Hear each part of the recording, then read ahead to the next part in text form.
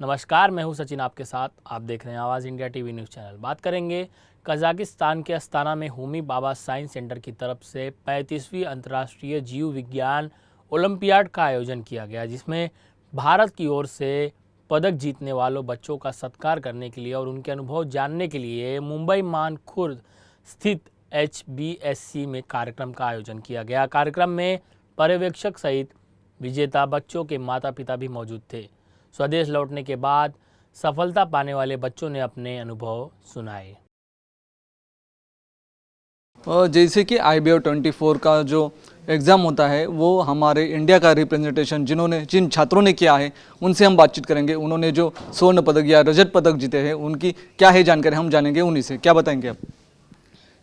नमस्ते, मेरा नाम वेदांत सक्रे है। मैं मुंबई में रहता हूँ और इस साल मुझे IBO 2024 में स्वर्ण पदक मिला है। IBO 2024 का जो आपका एक्सपीरियंस रहा वो कैसा रहा? बेहतर रहा, खराब रहा या कठिनाइयों से भरा रहा? क्या बताएंगे आप? इस साल का IBO का जो मेरा अनुभव था वो बहुत अच्छा था।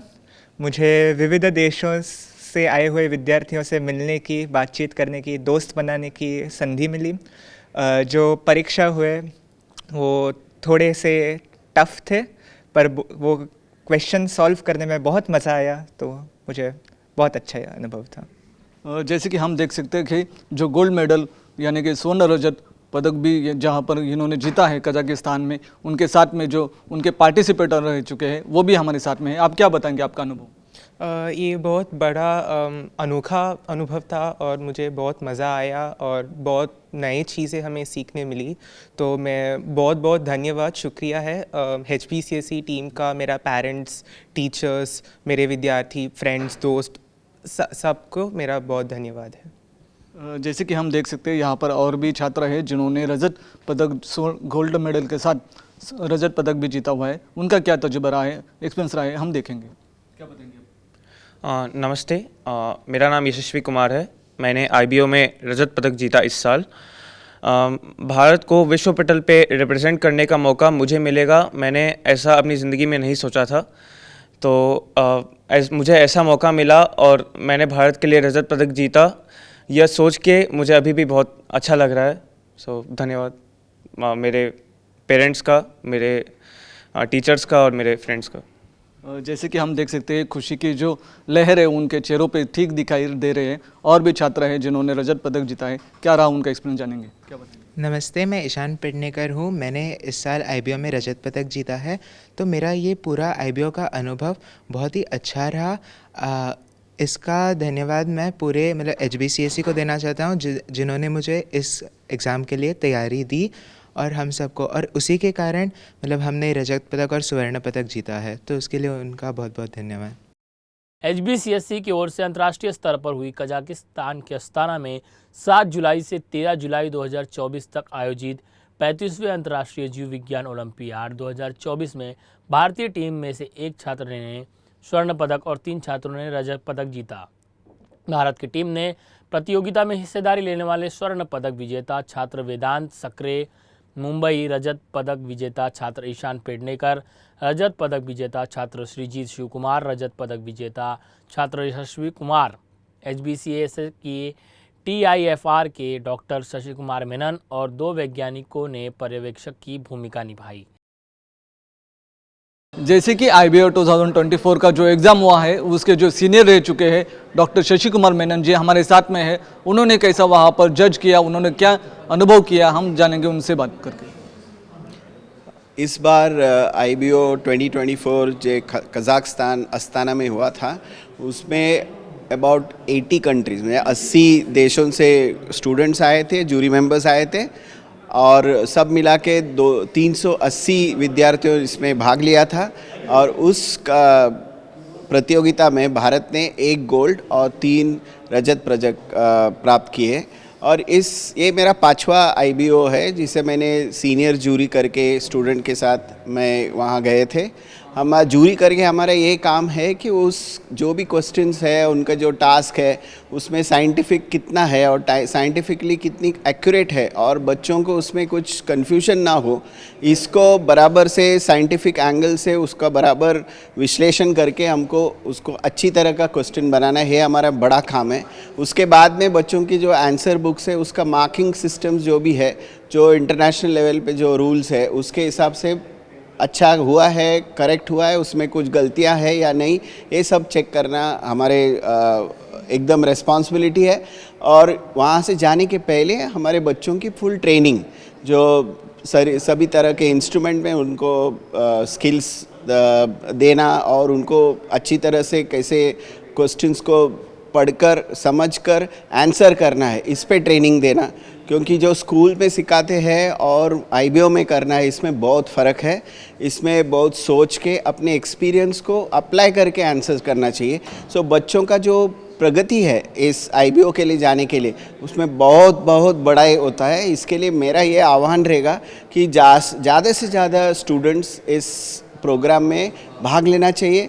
अपने आप को विज्ञान के जो भी नॉलेज है इसको अपने अंदर ज़्यादा से ज़्यादा इफ़ेक्टिवली अंदर लेने की कोशिश करना और समझने की कोशिश करना कि विश्व में क्या होता है और जो क्लास के चार दीवार के अंदर जो हम बैठे हैं और बाहर क्या होता है, इसमें बहुत फ़र्क है। इसके जानकारी लेने का एक बड़ा अवसर है ये। जैसे कि हम देख सकते हैं कि सोशल मीडिया के यानी कि मोबोफोनिया जिसको कहा जाता है, जो नौजवान है मोबाइल में वो दिनों दिन 24 घंटे उसमें व्यस्त दिखते हैं। इस सोशल मीडिया के युग में जो बायोलॉजी के जो विद्यार्थी हैं वो स्वर्ण पदक और रजत पदक जीते, तो आपको ये कैसे लगता है? ये बहुत बढ़िया प्रश्न है आपने किया। आपको एक जानकारी देना मैं चाहता हूँ कि जब आईबीओ में जाते हैं बच्चे, तो जैसे ही एयरपोर्ट में उन लोग लैंड करते हैं, उनके होटल में जाते जाते ही उनका सब मोबाइल लिया जाता है और रूम के स्मार्ट टीवीज़ भी ब्लॉक किया जाता है कि वो इस विश्व के जो भी सोशल मीडिया जो है और इंटरनेट है उससे वंचित रहेंगे पूरे 6 दिन के लिए। उसी एग्ज़ाम के बाद उनको मिलेगा और इस एक्सपीरियंस ही बच्चों को कुछ नया है, क्योंकि आजकल हमारे पास सोशल मीडिया के सिवाय एक मिनट भी हम रह नहीं सकते हैं और ये बच्चे 6 दिन पूरे सोशल मीडिया से वंचित रहे और उनके पूर्ण एक्सपीरियंस और नॉलेज अपने एग्ज़ाम में दिखाए। ये जो इम्पोर्टेंट है कि सोशल मीडिया और अभ्यासक्रम में क्या जो लिंकेज है वो लेके आने की जो नॉलेज है, ये बच्चों को बहुत अच्छा मिला है इस एक्सपीरियंस में। हमारे साथ में वेदांत जो छात्र है, उसने आईबीओ 2024 उसमें गोल्ड मेडल जीता है। उसकी मम्मी माँ यहाँ पर मौजूद है। उनका क्या एक्सपीरियंस रहा है, उन्होंने कैसे उनके पालक को, बच्चे को कैसा मोटिवेट किया है, हम जानेंगे। नमस्कार, मेरा नाम दीपाश्री सकरे है। मैं वेदांत सकरे की मदर हूँ और मेरे बच्चे को पहले से ही बायोलॉजी का बहुत अच्छा शौक़ था और 6th स्टैंडर्ड में अपने यहाँ पे होमी भाभा का एग्ज़ाम होता है। सो होमी भाभा के एग्ज़ाम के बाद में उसको ज़्यादा ये एग्ज़ाम के बारे में, INJSO के बारे में पता चला, जो एग्ज़ाम जूनियर साइंस ओलंपियाड की होती है। तो 8th स्टैंडर्ड और 9th स्टैंडर्ड में उसने जूनियर साइंस ओलंपियाड दिया था और वहाँ पे भी अब भी जैसे होता है वैसे ही 3-4 लेवल्स हो जाते हैं बिफोर आप देश को रिप्रेजेंट करें बाहर जाके। तो लास्ट का 35 स्टूडेंट्स जब कलेक्ट होते हैं देश से, तब वो लेवल तक मेरा बच्चा पहुंच रहा था, लेकिन उसके बाद आगे नहीं गया था 2 साल। लेकिन अभी 11वीं के बाद उसने अभी साइंस ओलंपियाड्स में पार्टिसिपेट करना चालू किया। तो अभी भी उसने फ़िज़िक्स में, बायो में और एस्ट्रोनॉमी में पार्टिसिपेट किया था, बट एट द एंड उसने आगे जाके बायोलॉजी में का कवर करने का सोचा और उसने खुद से मेहनत बहुत सारी। मेरा सपोर्ट सिर्फ टाइम पे खाना, उसको जो चाहिए वो देना, उधर ही तक ही था। लेकिन पढ़ाई तो उसने खुद की है सारी की सारी। तो सारा का सारा श्रेय उसको जाता है। और बाद में यहाँ पे उन्होंने कैंप लिए थे बिफोर गोइंग कज़ाकिस्तान। तो यहाँ पे भी उनको बहुत पढ़ाया गया क्या क्या होता है, क्या नहीं होता है, कैसे जाते हैं। बट एज मतलब इतना छोटा है, अभी 11वीं 12वीं का एज है, और तभी अपने देश को बाहर जाके रिप्रेजेंट करना और 80 देशों के साथ में कॉम्पीट करना, ये खुद में एक बहुत अच्छी बात है। तो उसका जो सपना रहा है 8th स्टैंडर्ड से देश को रिप्रेजेंट करने का, वो अभी उसने खुद के दम पे पूरा किया है। सो मुझे बहुत खुशी है। आपने कहा कि इंडिया को रिप्रेजेंट करने का वेदांत को मौका मिला और उसका सपना है उसने वो साकार किया, तो आपको इंडिया के प्राउड ऑफ होने का कैसा फील हो रहा है या प्राउड ऑफ हो रहा है लगता है आपको? अभी तक तो मैंने हमेशा जो अपने खिलाड़ी रहते हैं, जैसे सचिन की माँ हो या नीरज चोपड़ा की माँ हो, और उनको देखा है हमेशा प्राउड फील करते हुए। तो ये मेरा भी सपना था कि मेरा भी बेटा कभी जाए, खेलने के इसमें तो नहीं, लेकिन अपने दम पे पढ़ाई के इसमें देश को रिप्रेजेंट करे।